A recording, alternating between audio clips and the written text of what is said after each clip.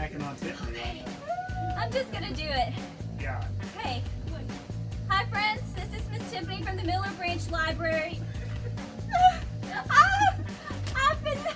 I've been chased by a goose before, so I'm a little bit nervous. This is a goose right here. Her name's Annie. Thank you to the Hill family for letting me read to her today. Although I say thank you, I might not be saying thank you after the end of this. I'm gonna say that Annie's giving me goosebumps. Like, goosebumps. Can you give me a bump? Don't give me a bump. Don't give me goosebumps.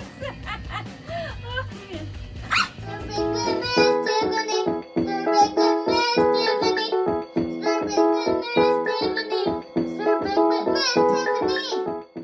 We're just gonna do it. This is what you do, kids, when you are scared. You just gotta be brave. This is called Petunia, and it's written by Roger Duvoisin. My neighbor, Glenna, recommended this book to me. I've never read it before. Read it. It's a really long book. I'm not excited about this. In the meadow, early one morning, Petunia, the silly goose, went strolling. She ate a bug here, clipped off a clover leaf there, and she picked up the dewdrops on the goldenrod leaves. Please stop. Please stop. Then suddenly, she saw something she'd never seen before in the meadow. What was it? Petunia, ow, that one hurt. Quit. Petunia stole closer and closer and sniffed at it from all sides. No, quit. Read the book. Okay. You know, I'm gonna have to charge you for this library book if you ruin it. You realize that, right? By Goosey Gander, she said, it does not smell like food for a goose, but I believe I have seen such a thing before. What is that? It looks like a book, which is what I think this goose is doing. Oh my God. Yes, I have seen one under Bill's arm when he came out of school. It's a book. That's it, a book. Come to think of it, just the other day, I heard Mr. Pumpkin telling Bill that books are very precious. Precious, precious, don't eat them. Okay, they're precious. He who owns books and loves them is wise. That is what he said. He who owns books and loves them is wise, repeated Petunia to herself, and she thought as hard and as long as she could. Well then, she said at last, if I take this book with me and love it, I will be wise too, and no one will call me a silly goose ever again. Please. So, Petunia picked up the book and off she went. She slept with it, she swam with it, and knowing that she was so wise, Petunia also became proud and prouder and prouder, so proud that her neck stretched out several notches. It was King the Rooster who first noticed the change in Petunia. He said, maybe Petunia is not so silly after all. She has a book and she looks so wise that she must be so. And all the other animals began to believe in Petunia's wisdom too. They asked her for advice and opinions, and Petunia was glad to help, even when she was not asked. Petunia grew still prouder, and her neck stretched out another notch. One day, Petunia heard Clover the cow say to King the Rooster, I wonder what makes your comb so red, King, as red as the barn. It's my blood, said King. It's the color of my blood. Nonsense, said Clover. I have blood too, and I'm not a red cow. Your comb has been dipped in red barn paint. That's what makes it so red.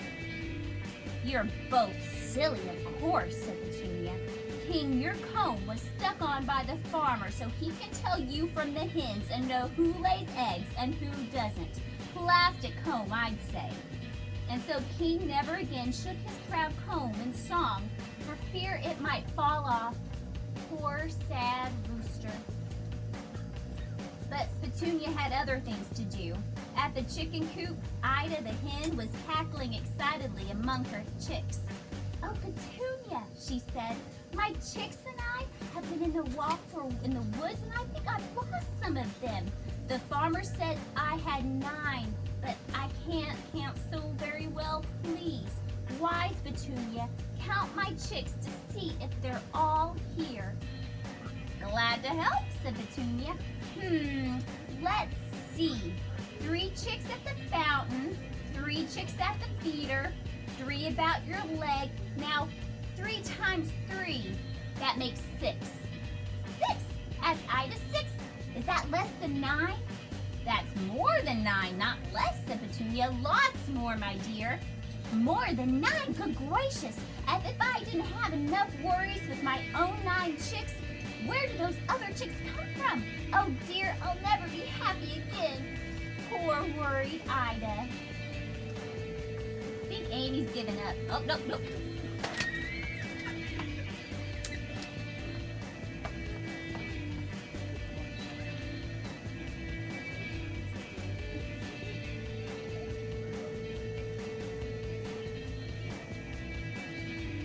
Stand off.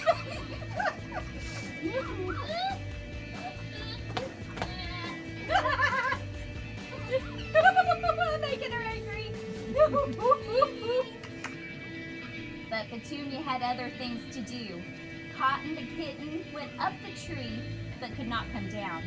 While he meowed and meowed, his friends called for Petunia. "Glad to help," said Petunia. "I know just what to do.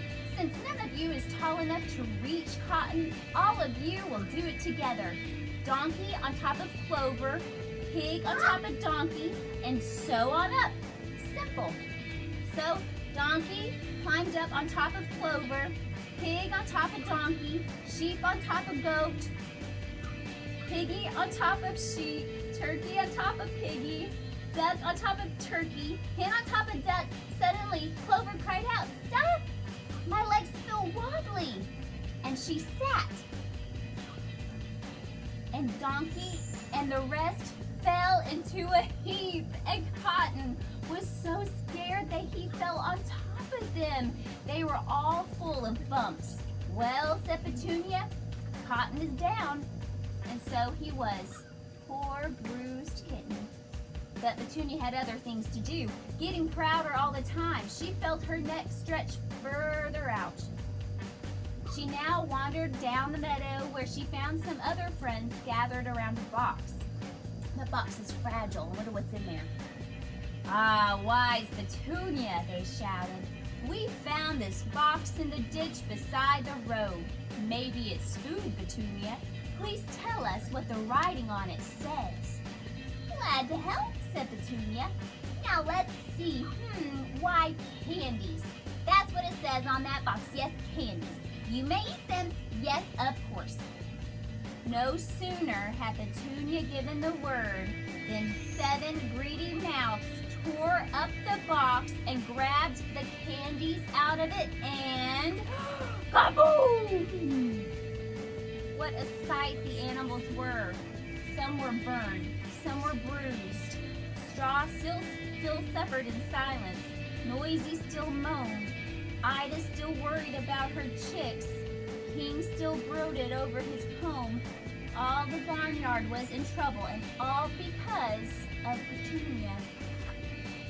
Petunia's pride and wisdom.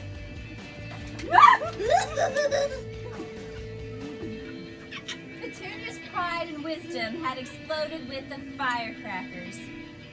Her neck had shrunk back to its old size and was all bandaged up. She was the most downhearted of all. She saw now that she was not one bit wise. But suddenly Petunia spied the book. The firecrackers had blown it up open so that the pages showed. She'd never seen them before.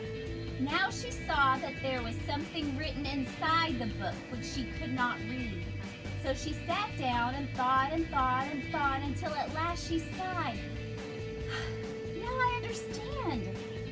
It is not enough to carry wisdom under my wing. I must put it in my mind and in my heart And to do that, I must learn to read. Petunia was filled with joy, and once she began to work so that one day she could truly be wise, no, then she would help make her friends happy. The end. Oh, I hope you guys appreciated the dangers that I put myself in today. Alright. For more fun programming, please go to the library's YouTube channel and check out what other videos we have. Until next week, bye-bye. You want to say bye, Annie? She says, don't come back.